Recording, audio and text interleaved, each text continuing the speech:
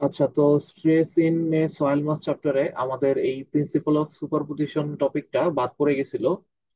এটা আমার জানার মতো এটা স্যার হচ্ছে ক্লাসে পড়ায় নাই, আবার তৌফিকও বলছিল যে এটা পড়ায় নিয়ে লাগবে না। বাট এখন আবার শুনতেছি যে স্যার নাকি হালকা অল্প একটু সময়ের জন্য এটা দেখাইছিল। প্লাস হচ্ছে ওই সেকশনে নাকি একটা এখান থেকে ম্যাথও করাইছে। সো সেফটি পারপাসে আবার দেখলাম যে প্রিভিয়াসও কোন একটা ইয়ার এখান এখান থেকে দিয়ে দিছিল কোয়েশ্চেন। সো সেফ থাকার জন্য এটা আমরা একটু দেখি। টপিকটা খুবই ইজি আর খুবই ছোট আসলে। তো মানে জিনিসটা আসলে এরিয়ার খেলা, প্রিন্সিপাল অফ সুপারপজিশন। আমরা কোনো একটা এরিয়াকে কয়েকটা ভাগে ভাগ করে নিয়ে দেন হচ্ছে ওখানে কর্নার পজিশন মানে কর্নার দিয়ে চিন্তা করে স্ট্রেস গুলো বের করতে পারবো। যেমন এখানে একটা এক্সাম্পল দিছে। তো আমাকে একটা রেক্টেঙ্গুলার আমাকে বলছে যে এই যে এই পয়েন্টে, এই জায়গাটার মধ্যে হচ্ছে দেখা যায় না মনে হয়, এই পয়েন্টে স্ট্রেসটা বের করতে কোনো একটা ডেপথ বলে নাই। তো আমি কি করলাম, এটাকে চারটা ভাগে ভাগ করলাম, চারটা সমান রেক্টেঙ্গেলে। তো এই যে একটা ভাগ এ, বি, সি, ডি, চারটা রেক্টেঙ্গেলে ভাগ করে দেন প্রত্যেকটার জন্য আলাদা আলাদা করে কর্নারের স্ট্রেসটা নিলাম। এই যে এ এর জন্য কর্নার এখানে, বি এর জন্য কর্নার এটাই, সি এর জন্য এই কর্নার, ডি এর জন্য এই কর্নার, মানে চারটা কর্নারের স্ট্রেস পেয়ে তারপর আমরা জাস্ট সবগুলোকে যোগ করে দিব, তাহলেই হয়ে যাবে। আহ এখন স্ট্রেস দিয়ে হচ্ছে আমরা মানে কিভাবে যেন এটা পাইতাম। তো সবার আগে আমাদের হচ্ছে ইনফ্লুয়েন্স একটু জানা লাগতো। আর এখানে যে লোডটা দিতেছে বা প্রেশারটা দিতেছে সেটা কত, সেটা হচ্ছে আমাদের ছিল কিউ। কিউ আর আই গুণ করে জাস্ট যোগ বিয়োগ যেটা করা সেটা করলেই মেইনলি মেথডটা হয়ে যায়। তো পরের এক্সাম্পল যদি দেখি,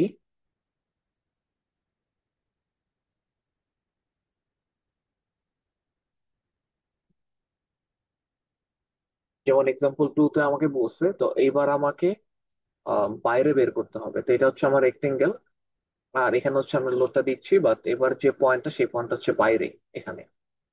তো তাহলে আমরা যেটা করব, এই পয়েন্টের কে কানেক্ট করে এমন হচ্ছে বড় করে একটা রেক্টেঙ্গেল চিন্তা করে নিব। আমরা এখানে হচ্ছে বড় করে এই যে একটা রেক্টেঙ্গেল দিলাম, যেটা হচ্ছে এই পয়েন্টটা এখানে যাতে অন্তর্ভুক্ত হয়।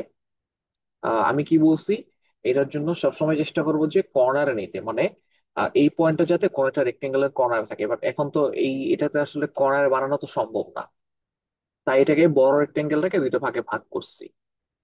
এই যে স্বর্ণকালে নেই, বড় রেক্টেঙ্গেলটাকে দুইটা ভাগে ভাগ করছি, যেন এই যে উপরের এটার এটার হচ্ছে নিচের কর্নারের পরে, আর নিচের এটার হচ্ছে এই কর্নারের পরে। ওকে, তো এই অবস্থা আসলো। এখন দেখবা এখানে যে আমরা এক্সট্রা কিছু এরিয়া নিয়ে নিচ্ছি। এই এক্সট্রা এরিয়া গুলো তো আমাদের ছিল না, এখানে তো কোনো লোড দিচ্ছিলাম না। তো এটুকুর জন্য যে লোডটা, এই লোডটার জন্য যে স্ট্রেস আসবে সেটা কিন্তু মাইনাস করতে হবে। তো এটার জন্য হচ্ছে এই যে যেটুকু এরিয়াটা এক্সট্রা নিচ্ছি ওইটা আবার মাইনাস করব। এখন এটা যে মাইনাস করব, এটার ক্ষেত্রে সেম কথা, এটা তো কোনো কর্নারে পয়েন্টটা পড়তেছে না। তো আমরা এটাকে যাতে কর্নারে ফেলতে পারি সেজন্য এটাকে দুই ভাগে ভাগ করে নিব। তো এখানে একটা দিলাম, তাহলে এটা হচ্ছে নিচের কর্নার, এই বড়টার জন্য নিচের কর্নার, আর ডিটার জন্য হচ্ছে উপরের কর্নার। তো একইভাবে এগুলো মানে খুবই আসলে সিম্পল বাচ্চা লেভেলের জিনিস, জাস্ট এরিয়া যোগ বিয়োগ করতেছি আর কিছু না।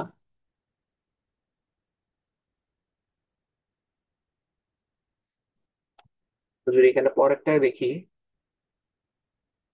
যেমন এখানেও সেম, এখানে একটা আহ মানে মিক্স একটা শেপ দিয়ে দিছে, একটা রেক্টেঙ্গেল আর হচ্ছে এটা একটা হাফ সার্কেল। তো এটার মাঝে একটা পয়েন্ট বের করতে বলছে। জাস্ট ভাগ করে নিতেছি, একটা রেক্টেঙ্গেল বানায় নিচ্ছি আর একটা সার্কেল বানিয়ে নিয়ে এটা জাস্ট হাফ করতেছি, তাহলেই হয়ে যায়। তো এখান থেকে তো আর স্যার এরকম ম্যাথ দিবে না, সেখান থেকে যে ম্যাথটা স্যার করাইছিল সেটা আমি করি। তো এখানে আরো কিছু এক্সাম্পল আছে, এগুলো একটু প্র্যাকটিস করলে যদি হচ্ছে ম্যাথ ঘুরায় তাহলে এখান থেকে করতে পারবা, খুব বেশি কঠিন কিছু না। আচ্ছা, এক্সাম্পল প্রবলেম 7। তো আমি যত শুনছি যে এটা করাইছিল নাকি স্যার, আমাকে বলছে যে a rectangular foundation 6 meter into 3 meter carries a uniform pressure of এত, ওকে, near the surface of a soil mass, determine the particle stress at a depth of 3 meter। আচ্ছা ঠিক আছে। তো এই কোশ্চেনটা যদি দেয় স্যার, তো এই ক্ষেত্রে কিন্তু সবসময় যে একটা ছবি দেখতেছি এই ফিগারটা কিন্তু নাও দিতে পারে। সো কোশ্চেন পড়ে কিভাবে ফিগারটা আঁকতে হয় সেটা একটু দেখি। তো একটা রেক্টেঙ্গুলার ফাউন্ডেশন বলছে, এটা হচ্ছে 6 মিটার ইন্টু 3 মিটার। তাহলে আমরা এখানে আঁকি, আহ ধরো বাঁকা হচ্ছে।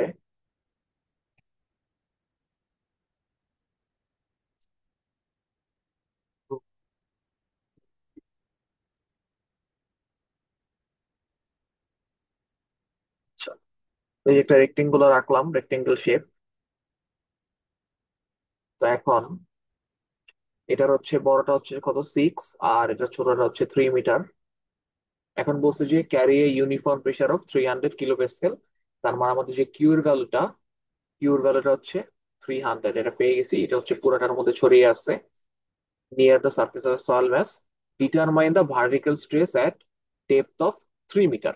তাহলে এবার আমাদেরকে মাটির 3 মিটার গভীরে বের করতে হবে, অর্থাৎ জেড এর ভ্যালু হচ্ছে 3। এই যেখানে দেখছি জেড এর ভ্যালু হচ্ছে 3।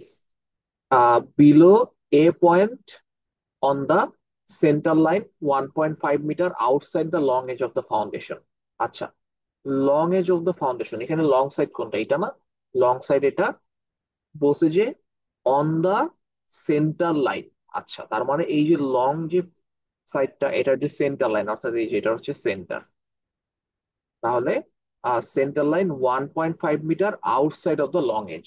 দ্যাট মিনস এই যে লং এজটার সেন্টার লাইনের 1.5 আউটে, যদি ইনে বলতো তাহলে এখানে হইতো, আউটে বলতে তাই হচ্ছে এদিকে হবে, এটা বাইরের দিকে। তাহলে এই পয়েন্টটা হচ্ছে আমাদের এখানে বাইরে। আর এই যে ডিস্টেন্সটা এটা হচ্ছে 1.5 মিটার। তা আমরা স্ট্রেসটা কই বের করবো? আমরা কি এই পয়েন্টে বের করবো? হ্যাঁ, এই পয়েন্টে 3 মিটার মাটির গভীরে স্ট্রেসটা বের করতে হবে।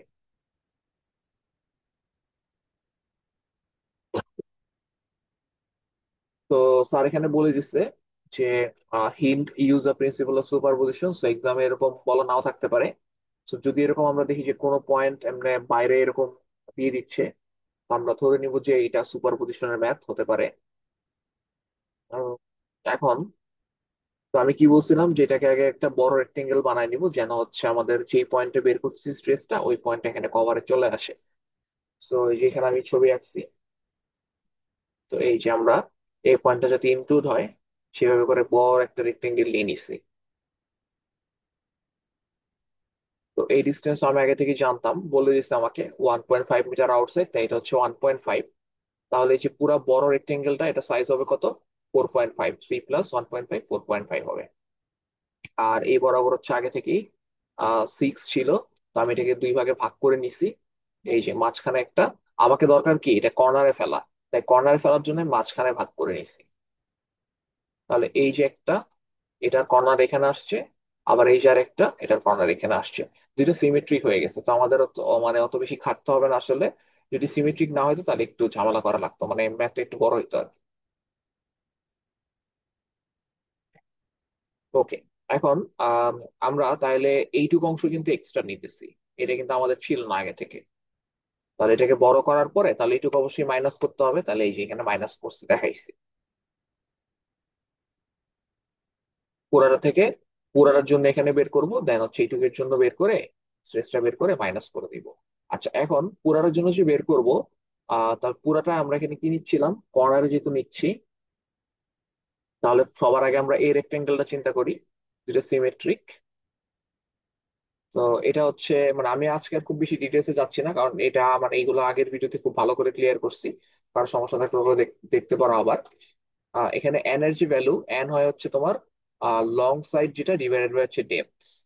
তাহলে এই রেক্টেঙ্গেলের লং সাইড কোনটা? এই যে 3 + 1.5, দ্যাট মিনস হচ্ছে 4.5। আর ডেপথ ছিল আমাদের কত, 3। তাহলে এটা ভাগ করলে দাঁড়ায় 1.5। এবার আমরা দেখি এম এর ভ্যালু। এম হচ্ছে আমাদের শর্ট সাইড যেটা। এবার হচ্ছে এই রেক্টেঙ্গেলের শর্ট হচ্ছে কত, 3। আর এটা ডেপথ হচ্ছে কত, Z 3। তাহলে 1 আসছে, দুটা রেশিও। তাহলে এখন এন আর এম এর ভ্যালু পেয়ে গেছি। এখন আমরা এখান থেকে ফ্যালাম চার্ট থেকে আমরা ইজিলি ইনফ্লুয়েন্স ফ্যাক্টরটা আইটা সেটা বের করতে পারবো। তো আমি এটা একটু দেখাই দেই।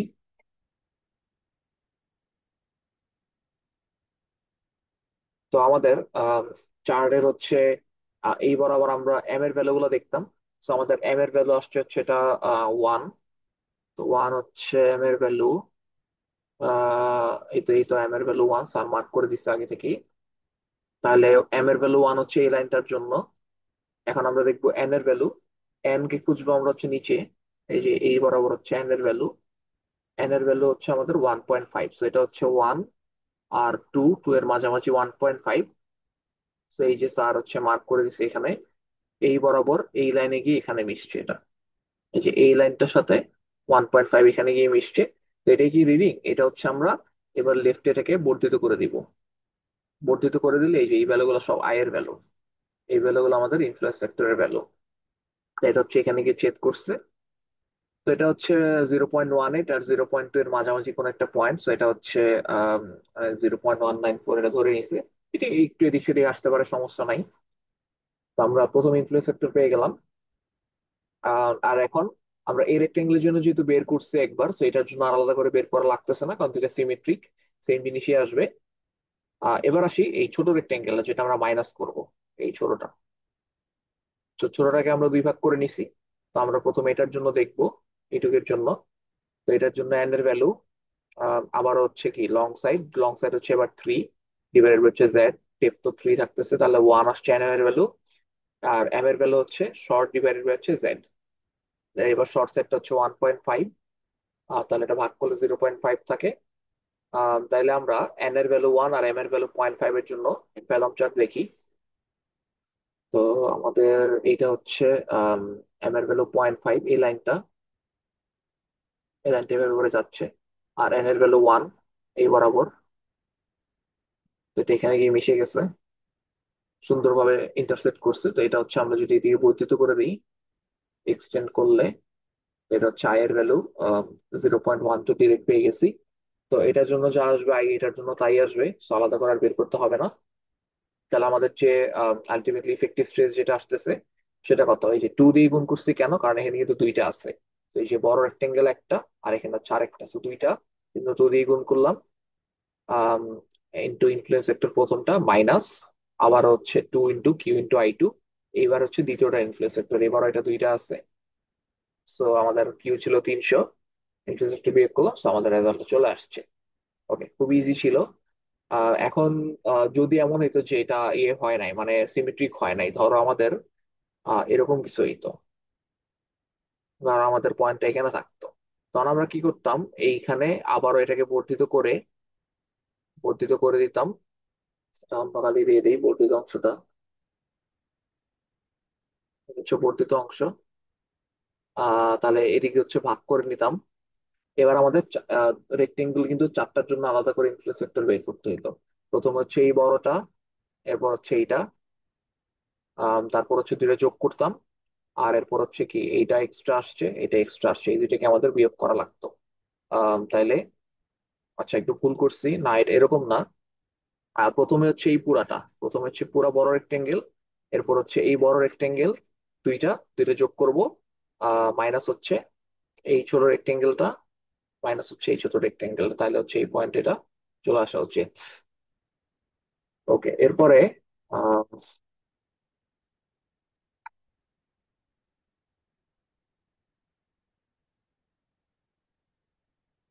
আচ্ছা, এরপরে এগুলা সুপার পজিশন আরো ম্যাথ আছে, বাট এইগুলার স্যার মানে এগুলা দেখায় নাই। এমবেংমেন্টের ম্যাথ এগুলো নিয়ে স্যার কোনো কথাও বলে নাই। তো হোয়াইট স্যার নর্মালি যেগুলো ক্লাসে দেখায় না বা করতে বলে না, ওগুলো কোনো দেয় না। So ধরে নিতেছি এগুলো লাগবে না।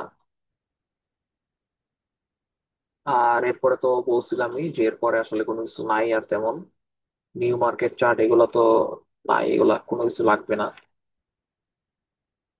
তো ঠিক আছে, ভিডিও এখানে শেষ করি।